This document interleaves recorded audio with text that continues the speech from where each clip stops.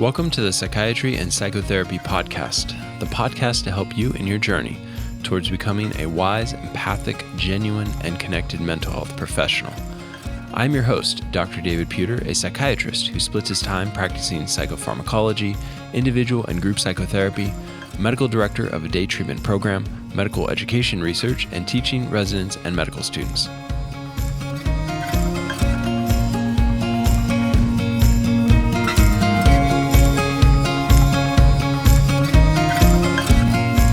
All right, welcome back to the podcast. I am joined today with Trent Jones. He is a starting strength athlete, a barbell athlete, and the purpose of this talk is threefold. One, we are going to discuss a recent study that came out, a meta-analysis that summarizes strength training's effect on depression. Number two, we're going to talk about his personal story of depression and kind of how his mood has changed since starting strength training later in life. And number three, we're going to talk about if you were a complete novice or someone who didn't know anything about strength training, maybe it was like completely foreign to you, what would you do first? Where would you start? How would you go about maybe adding this component into your life? So, Trent, welcome to the podcast. Hey, thanks for having me. Glad to be here. I don't think I fully introduced you well enough. I think I would introduce you as the person who helps make this podcast happen. I don't think I could do it without you. He is my editor, and he's visiting from Texas. And so we had an amazing dinner. Oh, so good. Yeah, I'm going to do my best not to fall asleep because I have a belly full of burgers and ice cream. It was really good. It was good. It was really good. So the article that we're going to discuss is from JAMA Psychiatry. It's titled Association of the Efficacy of Resistance Exercise Training with Depressive Symptoms. It's a meta-analysis, which means it looks at pretty much every study that's ever been done in this category of depression and resistance training. And the corresponding author is Brett Gordon out of Limerick University, so Ireland. And this was done as recently as it was published May 9th, 2018. So this is really hot off the press, new article that came into my viewing thanks to one of my other psychiatrist friends who's into this. And this was a cool study because they basically looked at all of the studies that have been done in this field, which turned out to be about 33 randomized clinical trials involving 1,877 participants.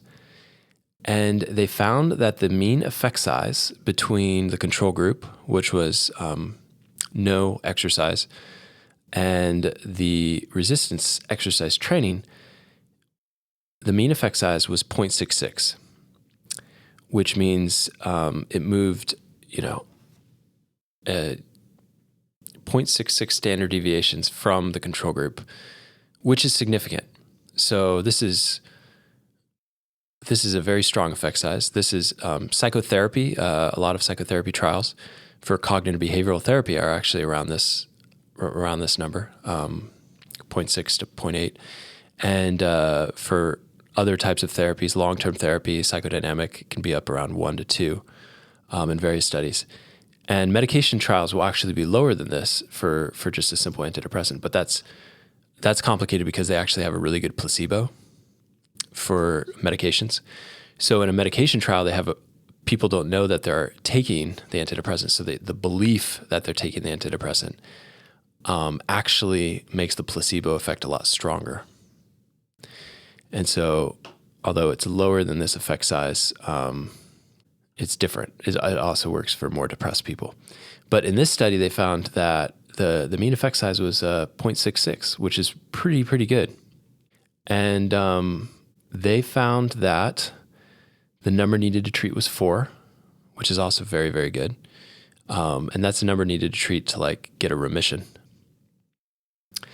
And they found in this particular study that total volume of the resistance training, participant health status, strength improvements were not significantly associated with the antidepressant effect of resistance exercise training.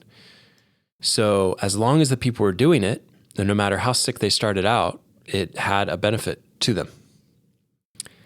And they found that there were smaller reductions in depressive symptoms in those that had really good blinded groups. So maybe they did something that was akin to resistance training, but not a lot of weight, but they were in a group doing things together. And so there is a benefit, of course, of being in a group and having a community of people you're doing stuff with. But I'm still really impressed with this. And I'm going to leave a link to the article in the show notes and on the website if you're curious to kind of jump into it a little bit more. I think, JAMA Psychiatry, one of the best journals for psychiatry, and they did a really excellent job on this study. So any thoughts on this, Trent? I know this is kind of new for you. Yeah, I mean, coming at this from a total layman's perspective, the comment about total volume was really interesting. So, in other words, is saying that there's not a correlation between doing the as we'd say in the starting strength world, the program, capital P program. You don't necessarily have to comply fully in order to reap benefits. Right. So in other words, if you can get somebody engaging in strength training just 1 day a week or 2 days a week or just at a small level, they can still reap some benefits. Yeah, and that's really interesting. In another study in an earlier episode when I talked about strength training, there was that one study that looked at cognitive or depressive benefits, and they found that the people who gained the most strength had, a correlated decrease in depressive symptomatology more than the ones that didn't gain as much strength. And I think part of it is like when you have a ton of studies, you lose some of the nuance, but you get the big picture. And the big picture is pretty clear that strength training is going to be helpful. And it's going to be a part of the toolbox for someone who's a therapist, who's a psychiatrist, someone who's treating people with depression. It may not be the first thing that I do with a new patient is like, hey, join strength training. Let's get you doing a program, because a lot of times they're so depressed by the time they get to me that they're not getting out of bed. They barely got to the appointment. They haven't taken a shower in a couple weeks. So it's going to be something you do maybe a couple months into, getting them out of that slump. Right. Well, Trent, I want to jump into your story a little bit. So tell me a little bit about where you were before you started strength training. Yeah. So, in a sense, like I was kind of a typical American male that played sports, right? So I played sports in high school. I was a football player. I was a linebacker, but I was a small guy. I was always kind of undersized. I'm about 5'8". At the time when I played football in high school, I was 165 pounds. But when I got into college and then, after college and my professional life, I got pretty thin, was a small guy at 165. At one point, before I really discovered strength training, like we talk about it in starting strength, before I started really strength training, I was 150 pounds at my lightest. Yeah, that's a lot lighter than you are now. How much do you weigh now? I'm 200 now. Okay, yeah. And I'm on a it's almost beach season, so I've cut down from 210. But and you look slender. Oh, thank you. So it doesn't look like you gained a lot of fat in that process. Yeah. Well, as I've found, if you want to change your body composition, getting strong and putting on some mass helps an awful lot doing that, so the goal down the road is to get that chiseled hard body, you got to have something to chisel from. And so you got to build the block of marble, so to speak. What about your mood? You told me earlier that you had some sort of episodes of depression. Like what were those like, or how bad were they, or how often were they? Yeah, I can remember in as early as junior high, actually, I want to say like my 8th, ninth grade year. So when I was 14 or 15, I was treated for depression. I took antidepressants for a period of time. I don't know, 3 months, 6 months, something like that. But as I got into college and then again in my professional life and in my career, I had 2 or 3 major depressive kind of these prolonged periods where I became very depressed. I lost confidence in my abilities, in my value. I detached from a lot of the people that I was close to, and I just wasn't getting any enjoyment out of life. Yeah. Everything kind of became a drag. Even some of the things I previously enjoyed and that were kind of my escape from the stressful parts of life kind of became bland. It must have been fairly frustrating to kind of enter into that. It was, yeah. In college and afterwards, my first couple jobs out of school, I fought, not knowing it at the time, but I fought through who I was in terms of my skills and my abilities and my interests versus what I thought I was supposed to be. And I think, looking back on it now, one of the disconnects I had was not being able to, or not standing up for myself and saying, you know what, this is who I am over here. These are the things that I'm interested in, that I'm good at, that I like to do, and that's valuable, that's worthy. I don't need to adhere to this image or this idea of what I should be that other people have grafted onto me. Yeah, and so that sort of like who you were created to be, or what your natural passion was. Right. You almost needed like a sense of like confidence and assertiveness to get to that point to do that. Yeah, assertiveness is the word, definitely. I was very passive. I'm a people pleaser, at heart, and I don't like conflict. I avoid it, interpersonal conflict. But yeah, I definitely had a pattern of allowing other people to walk on me that I see now that, it's like nowadays I'll stand up for myself in situations where I find that looking back, I didn't used to do that at all. I didn't used to stand up for myself in situations. I didn't used to let my opinions be known, when I was in a group.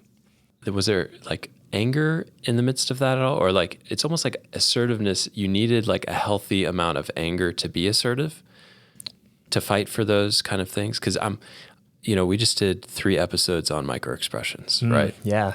And as you said this several times, you flashed just a tidge of down and together with your eyes, which is the microexpression of anger. Yeah. And I normally wouldn't comment on that with an interview, but since we're buddies, I'll comment. No, that's really interesting. And when we paired it with assertiveness, that's when you were like, that's it. Yeah. Right there. Yeah. And the people pleasing is, of course, like, how do you be, if you're people pleasing, you're not going with your own, you're not listening to that voice. That anger is being suppressed to please other people. That makes me wonder, like when at the time, how did you make sense of that? Or maybe you didn't. I don't think I did. I did. And that's okay. Yeah, I think that, and I didn't, it took me a long time to seek out counseling of any sort on my own.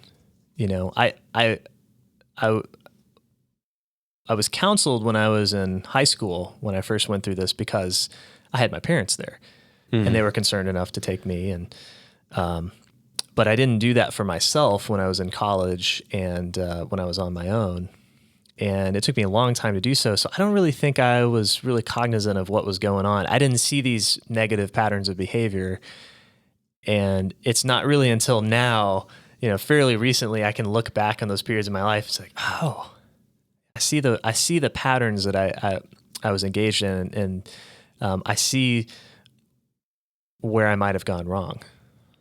So would you say it potentially because you weren't assertive in the way that you needed to be, the anger was directed at things that were very unrelated to what the anger should have given you the correct maybe energy to do.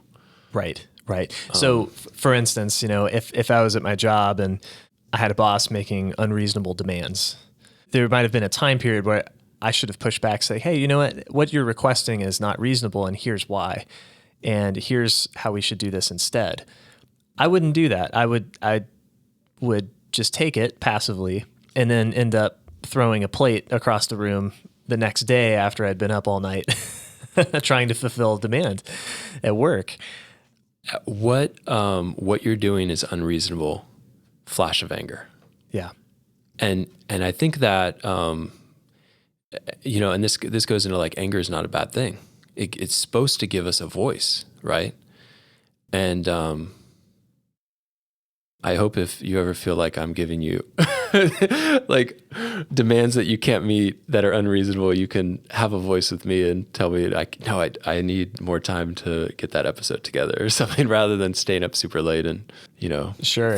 I don't know. It's still, even today, it's still something I have to cultivate, that sense of, I have to really think about, Trent, are you taking care of yourself? My wife talks about self-care. My wife's a yoga instructor and is a very aware person, for lack of a better word. But she talks about self-care a lot. And I have to really make that a conscious part of my day. Is like, am I taking care of myself? Am I doing what I need to do to make sure that I'm okay? Right. And then everything else flows from there. Yeah. Yeah, and I think my sense is that you're a very giving person and also very naturally empathic. And I think people who tend to have that feel other people's experience quite exquisitely. And it's really hard to disappoint someone when you feel their disappointment in yourself to some degree about as much as they're feeling it, Right. Does that register at all? Definitely. Definitely. Okay. Well, I don't want to psychoanalyze you too much. Yeah, no, I think it's fascinating. I really, it's, again, this is something standing where I am today versus a year ago or 2 years ago or 3 years ago.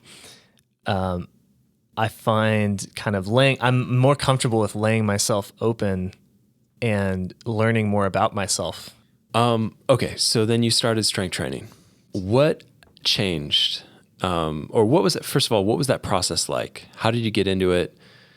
How long did it take for you to go from being interested to doing it to, Well, I had a leg up versus a lot of people in that because I had played football in high school, I was exposed to the weight room when I was 15 years old. So I was used to the idea of picking up a barbell and putting plates on it and doing exercises with the barbell to get stronger. It doesn't mean we really did it in a very effective or efficient way, but we did do it, right? We tried to squat, we tried to press, we tried to deadlift. So I had that, I carried that from high school forward into college, and I always had an interest in strength. I love the World's Strongest Man competitions that air on TV. Yeah.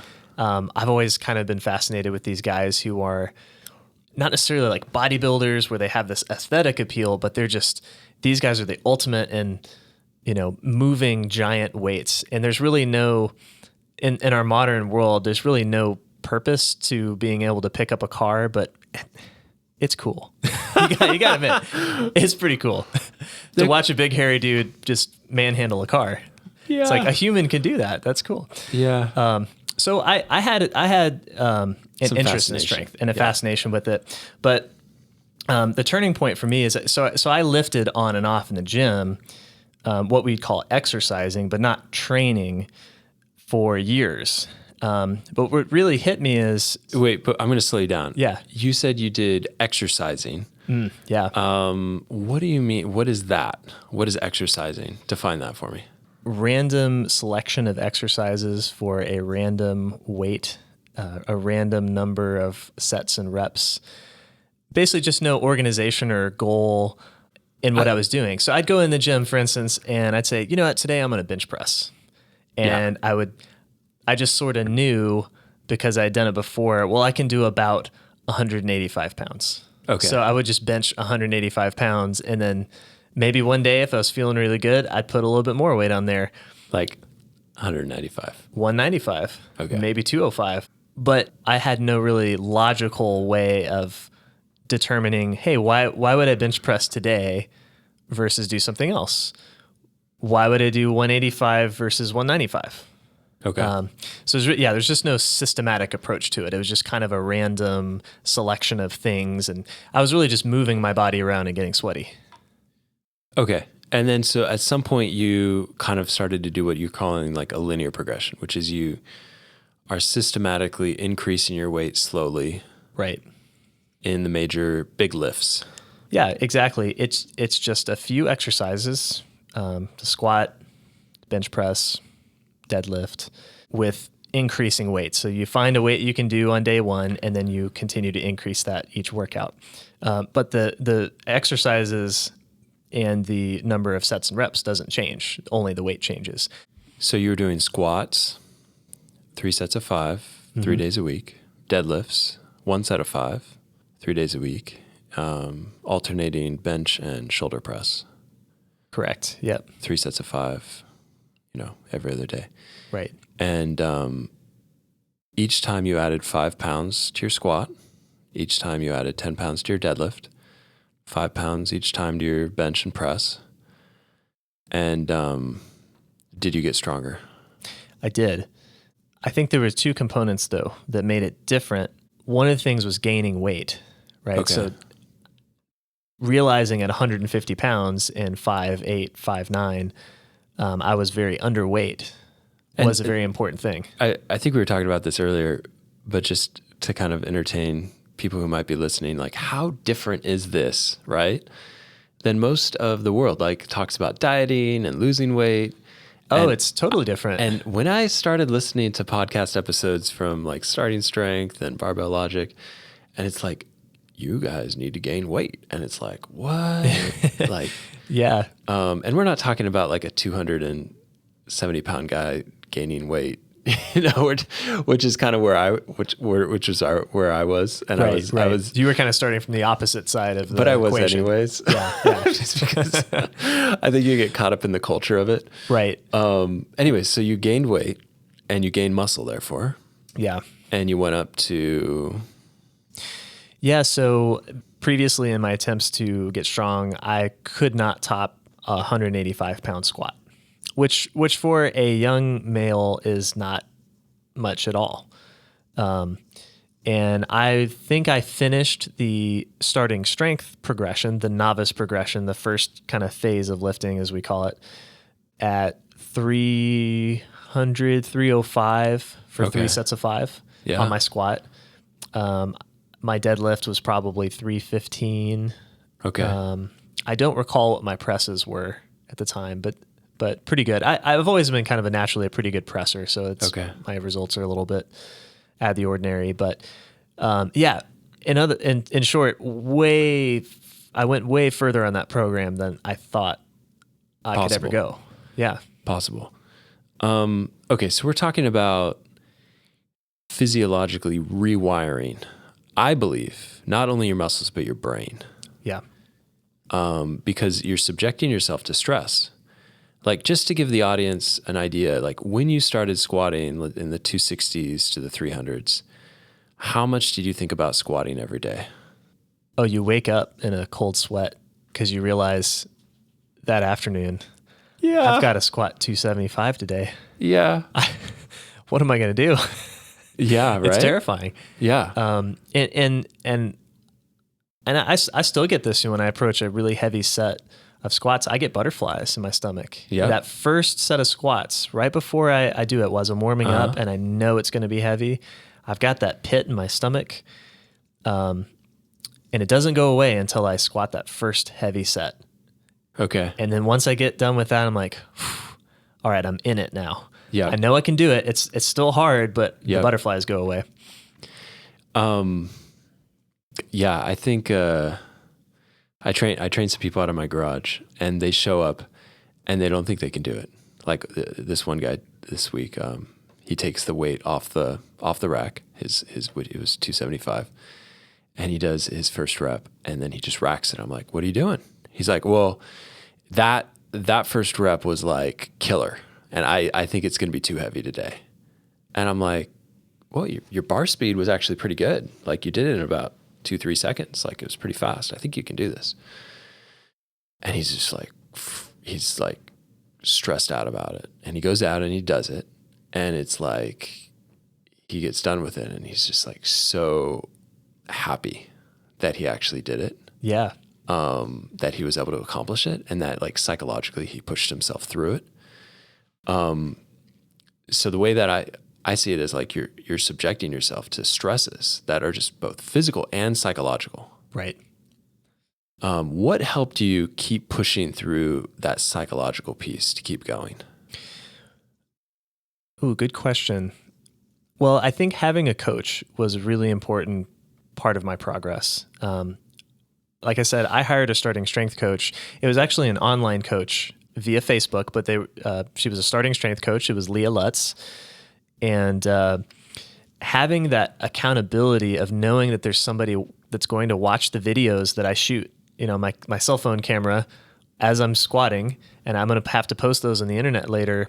I knew that I would disappoint somebody if I didn't do my workout. So if I chickened out and I said, oh, you know what, I'm really tired. I didn't get enough sleep last night. I don't really want to work out today. Well, I knew I'd have to explain on the internet, like why I didn't have a video to post today. So the accountability was huge. Accountability, yeah. I think the other thing was starting strength in general, reading that book, which is a tome, it's a textbook about lifting, exposed me for the first time to logic as applied to physical fitness. It's like on a whole nother level. It's on a whole nother level. People, I mean, until I went to the starting strength seminar, I didn't really understand it. I'm in a room with about 40 dudes, about 4 girls, and literally they spent 3 hours talking about the squat. And then we go out and we do the squat for 2 hours. Yeah. And then we do the next exercise and they talk about it for 3 hours. And you may be listening to this thing. Can you really talk about the squat for 3 hours? And yes, you can. You can talk about it for even longer. Which is totally unnecessary for the trainee, right? That is a seminar meant for coaches, right? Right. But I think the thing that Starting Strength, the organization, showed me was that you can apply logic to lifting, and that logic can help you get through the emotionally distressful times. So for instance, you talked about your trainee that was squatting 275 said, oh gosh, that was really hard. That first rep was so hard. I didn't think I was going to be able to get 4 more. But you, from an objective standpoint, saw his bar go up pretty fast. Yeah. Well, having to film all of my work sets and post them on the internet for a coach to review made me see, when I had the subjective experience of doing the set and saying, gosh, that was really hard. That was ridiculously hard. But then I put the video up on the internet and I look at it as I'm posting it. I said, well, that didn't look very hard on the video. And it's a beguiling thing, but regularly experiencing that disconnect between my emotional experience of the lifts versus the logical kind of objective eye that's looking at it and saying, well, you were strong enough to do that. That helped me push through times later in my lifting career or, lifting experience, knowing that, okay, I've done things before that I didn't think I could do, but I did them anyway. And that was huge. As you talk about that, once again, I'm wondering if that is that moment of assertiveness. Because you even flashed a little bit of anger there. It's kind of weird to throw that out there, and I don't do that with people normally. Yeah. But for the sake of the people who can't see, your face, and I'm wondering if it's like that bit of assertiveness that you practiced over time How did that play out in your interpersonal life, in your relationships with people? Has it? It has. I'll never forget. I used to ride the train into work, and it's a train. You're jostling with people. It's packed. And as I gained in strength, I grew also physically. I got bigger. I started putting on weight, started putting on muscle mass. And I'll never forget, I was walking on the train, just kind of absentmindedly looking for a spot. And I had to walk through a group of people. And I remember them, like several of them looking at me and then like stepping aside to clear room so I could walk by. Yeah. And it struck me in that moment, maybe it happened before and I just didn't realize it, but it struck me there as like, oh, I guess I looked imposing enough for people to just like voluntarily step aside. I never had that experience prior to that moment. I was kind of always the guy who had to like turn sideways to kind of squeeze through, the crowd full of people. And a lot of moments like that followed. I found myself almost without thinking about it, unwittingly speaking my mind in everyday situations. Yeah. So you started having a voice. You started being able to be assertive in a healthy way. Yeah. Did you stop throwing things? Yes. It's okay if you do once in a while. Yes. I mean, depends on whether or not I made my lifts, Yeah. But no, actually, I'd found myself getting mad at the bar sometimes. I definitely have experiences where if the bar humbles me because I wasn't really, I didn't really mentally prepare myself for a heavy set and it pinned me, and I tried to squat something and I couldn't do it and I had to put it on the safety pins. Going for that second set, I'd kind of wake me up and I'd get angry at the bar, but I found myself, it was a very directed and focused anger, as opposed to these outbursts that would just come up out of nowhere.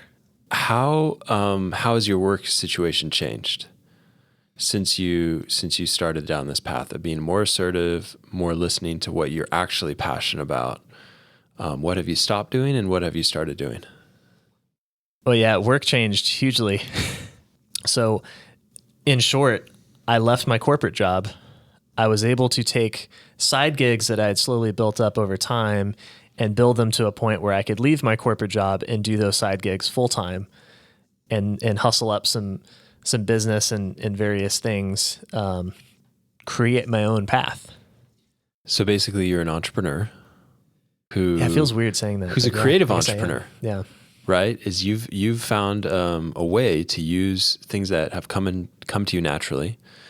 You've always loved music and instruments, guitar, and mixing stuff. And now how many podcasts do you edit? I've got 5 podcasts that I produce and engineer, and a 6th one coming on pretty soon.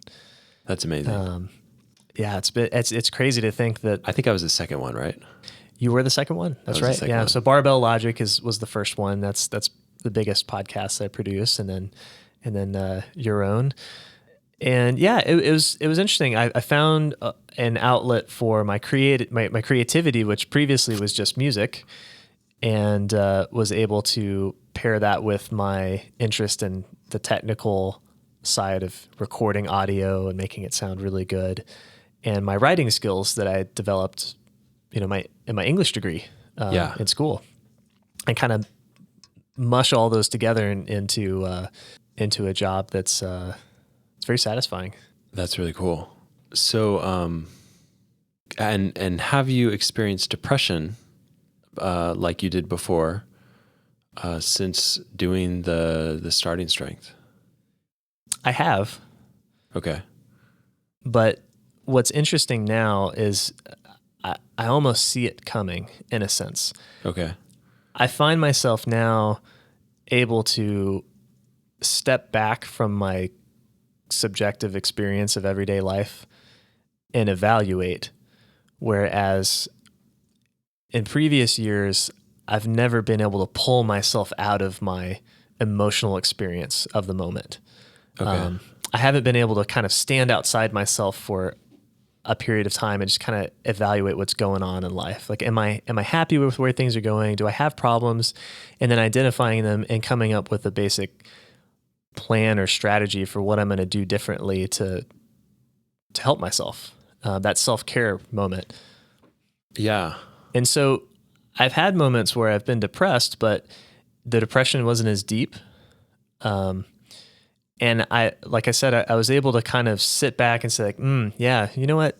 You're getting depressed. Like you need to talk to somebody. You need to reach out to your support circle, your friends. Mm-hmm. You need to make those connections and do something about this. Be active in your self-care rather than, I think in previous bouts of depression, I almost saw myself as, oh, this is this inevitable thing that's just going to drag me down. I was a passive actor in that moment. That's really powerful because it's like you've moved, we would call it from like external locus of control, like the world is affecting me and there's nothing I can do about it, to sort of internal locus of control, like these things are happening, it's unpleasant, but I have the strength to overcome it, the psychological strength, like I can reach out to friends, I can do these self-care things to sort of reorient my life. And to some degree, it sounds like the depression is kind of a Geiger meter for when you're off, It's like, I wouldn't say this for all people. I think some people are wired genetically, and maybe you are, maybe there's, I don't know your family history or whatnot, but maybe it's kind of like that message of like, hey, like pay attention, something's off here. I don't know. Does that ring a bell? You're nodding your head. I think so. Yeah, I think so. I definitely have other family members that have struggled with depression. And it's certainly, there's definitely, I'm finding nowadays that that experience when I kind of have that moment where I realize like, I'm starting to get depressed here, it usually precedes negative patterns of behavior when I start doing things that I know are bad for me. Yeah. But I do them anyway. And so it's almost the canary in the coal mine. Yeah. And I see that with you, a lot of it comes around like meaning of work, which I think for a lot of people is very, very important. Meaning of work and also maybe meaning of connections with friends. Like if your work is off, if your sort of path in work is off, or maybe you're not, is that kind of one of the big triggers? Or yeah, I think it's easy to get marginalized as a creative person when you become an adult. Yes, because the reality of the situation is that art is not. It's usually not very economically viable. Yeah. Art and commerce rarely intersect. And trying to create a commercial venture out of your art is a slippery slope. Mm-hmm. And, that was kind of my experience. As a musician, I've started meeting some other professional musicians, some people who actually had made a go at a career at this. And I realized at some point that it was almost it was a totally different experience, right? It was more of a craft in the art of music and the creativity, the expression of and just the act of being creative didn't necessarily have anything to do with being a professional artist, which seems weird. It seems weird to say that, but they can be totally different things.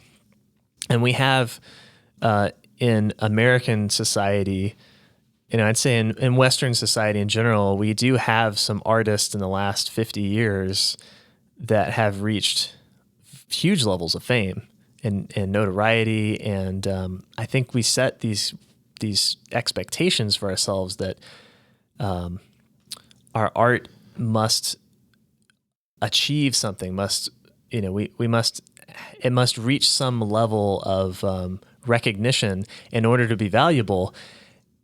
And, when you become an adult and you're still making music and making records or painting paintings or whatever your thing is, it's seen as either a hobby which can be It's pejorative. pejorative. It's, it is. It's meaning deflating. Yes, right. I mean, because I think like art is it's incredibly meaningful, and it's easy to equate monetary value with meaning, right, in our society. Right. Yeah. If you make a lot of money doing something, therefore it's meaningful. Whereas, who knows the full impact of the art and what you're creating. Right. It's hard to tangibly touch base with. And, like these podcasts, like once in a while I get a good review from people, and I appreciate that keeps me going, that's meaningful. Yeah. I want to share those with you. A lot of people comment actually that the audio quality is very high, and I appreciate that's good. I should probably tell you every time I hear that. Well, let's transition a little bit into let's say someone was getting started, and I'm thinking we're going to create a nice sort of blog to go with this. So it'll be in a link in the show notes, with some videos of the different lifts, the book recommendations, the Starting Strength online coaching. I'll put a link to that. I want to put a before and after picture of you, because like your face looks so different. I need to, So if you can give me a before and after picture, that'd be awesome. Sure. I'll dig something up. It doesn't up. need to be shirtless or anything, but just to kind of give people a pictorial representation of what you look like before and after you started lifting. And but where would you start? Like if, let's say a person came to you who had no experience with lifting, and they said, hey, where do I start? What would you say? So I would have them follow the Starting Strength model, which is very simple. You're going to do 4 exercises, just 4. We mentioned them already. You're going to squat, going to press. When we say press, we just mean an overhead press. It's the overhead shoulder press. The third one would be the bench press. And then the fourth one is the deadlift, where you pick the weight off. You pick a weight off the ground, right? And you use a barbell for all of these exercises. And the Starting Strength method is very simple. For each of these exercises, except the deadlift, you do 3 sets of 5 reps.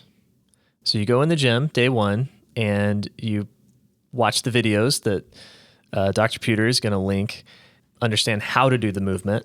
And once you learn how to do the movement, with the empty bar, you start adding a little bit of weight, and you find the weight that's a little bit challenging today for each of these lifts. And then you do the 3 sets of 5. For the deadlift, you do 1 set of 5. And here's the key thing. When you come in 48 hours later on day 2, you add a little bit of weight to the bar. You add 5 pounds to the bar for each of those lifts. So if you did day 1 today, if you squat and you can squat 65 pounds, day 2, you got to squat 70 pounds. That is the key to all of this, is you got to add a little bit of weight to the bar every single time you work out. And pretty soon, 2-3 months, you're lifting a whole lot more weight than you ever thought you could. But it happens very slowly. Yeah. I think that's a really good starting point. That's actually, that's kind of how I started, watching YouTube videos, lifting actually out of my garage. And I had a buddy who was into it, so that was helpful. One thing I would say is videotape your lifts. Don't be afraid of videotaping your lifts, and join for free. You can post them on the Facebook group, actually, the Starting Strength Facebook group, and you'll get sometimes 20 to 50 comments on the technique. You'll get just some really quick feedback. And I did that a number of times, and that really helped me get unstuck. Absolutely. Yeah, I can't understate the importance of, if you have the means, hire a coach. If you're lucky and you have a Starting Strength coach in your area, and you can search on the Starting Strength website, you can search for coaches, see if there's one in your city. Hire them, even if it's just for one session. they can cut a lot of the learning curve of learning how to do this stuff. They can cut a lot of that learning curve off and get you on the right path and correct mistakes early. If you can't do that, there's online coaching now where you can submit videos like I did. You can take videos of all of your lifts and have them regularly looked at by a coach, and the coach, makes adjustments to your form over time. And then, barring that, if you don't have the means to do that, definitely take advantage of the coaches that are on the web and do these for free. But I can't overstate having a coach is a really important thing for both the accountability and just to make sure that you're doing it right. Yeah. The other thing that really helped me was listening to podcasts. And, these are very manly men doing these two podcasts, Starting Strength, Barbell Logic. So brace yourself for that kind of culture. But they're really good people. They're smart people, actually. Both the Barbell Logic and Mark Rippleto, all the guys, Reynolds and Scott Hambrick, they're really smart guys. So these are not Absolutely. just like people who lift heavy weights. Actually, when I went to the conference, there was 12 doctors out of a group of 40. Yeah.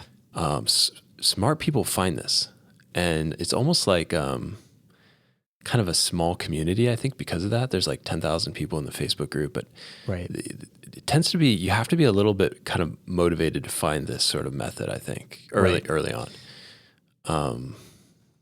Yeah, it definitely attracts. I think the logic is undeniable. But seekers find this. People who are seeking for the best ideas, and I like that's why I like it. I like the best ideas. When I find the best ideas for something, I adopt it, find something that works, and then execute it. And I think that this is one of the best ideas. So, Absolutely. Yeah, and I should say that there's definitely the culture of Starting Strength started with manly men, but we've got a number of really strong, really smart women that are Starting Strength coaches, and that's a growing community. It's embarrassing to me, actually, to watch some of them lift on Instagram. I follow some of them. Super strong. It's embarrassing to me, as in like I'm watching them lift as much as I do, and I'm Right. like, oh my God, like that, like girls deadlifting like 315 pounds, and it's like what? Okay, and I've like testosterone, and I'm like twice the body weight of Right, right. So it's not just like Yeah, and that's the thing. These women are really feminine. They're not like super hulky looking. It's like, no, they're very feminine, like beautiful women, and they're just also really strong too. It's pretty cool to watch. That's another sort of myth that got busted. Like the bulky women that look super strong, like usually use steroids. Yeah. But usually women who lift weights, they don't grow the sort of, when you think about bodybuilding women, types of bodies. Right. Because they're not using steroids. And I think that's where the logic also speaks to. There's quite a few. It's been interesting to me that the demographic for Starting Strength tends to be middle-aged people, and I think men and women have realized that when your time is limited and you really just want to get results, and you want to just be healthy and functional as you get older, that it's a really effective method for doing that. And you see people who are in, really high levels in their careers. They're busy people. They've got families. They've got lots of obligations, and you kind of they almost vet the effectiveness of this program, because you realize these are people that wouldn't waste time with other things in their life. So they're not wasting time here, or they don't feel like they're wasting time with this program. Yeah, I mean, if you do it right, your squat should increase by 60 pounds every month. Yeah. And your deadlift 120 pounds every month for the first couple months. Right. And then the programming gets a little bit more complicated. But nevertheless, like that's very results based. And as a scientist, I'm really hoping that those results and the depression studies and the mental health studies can be done on this particular way of lifting weights because I think it's very nuanced and it's very good. And also the body mechanics, it just makes sense to me in a way that like this is the way that you will not get injured. People get injured lifting lawnmowers, lifting kegs of beer, twisting motions. Right. They don't get injured. Very rarely do people get injured doing very systematic barbell training. Yeah. It's exceedingly, especially compared to, sports. We look at other sports like recreational sports, like soccer, like the rates of injury are like 10 times lower than soccer, or maybe at even least more than that. Yeah. And I think there's some data out there on the per 100 or per 1,000 participation hours on various recreational sports as compared to competitive weightlifting. Okay. And that's where they're really pushing the envelope. And that's where people are intentionally pushing themselves and to the limit. cutting weight while they push the envelope a lot of the time. So you think about, in training, we're not doing that. We're not operating at the limits of our ability. We're operating comfortably within our limits. So the risks are even lower. Yeah, when I looked into weightlifting and the injuries of weightlifting, a lot of it comes down to when they're cutting weight and they're continuing to push really, really hard in the gym. Right. That's when people get injured. Yeah. Okay. Wow, I think we covered some amazing stuff. We looked at this scientific study. I'll put a link of that in the show notes and in the blog, and put up some videos and put up some before and after pictures of you. And if you found this helpful, throw up a comment on either of our social media sites. I'm sure we'll have like a post for each of us on this, and shoot me an email or I appreciate good reviews on iTunes, and I hope this was helpful for you, and it was a lot of fun. Yeah, thanks for having me on. It's so good to have you come visit me from Texas. I'm glad I can make it out here. All right, we'll leave it there.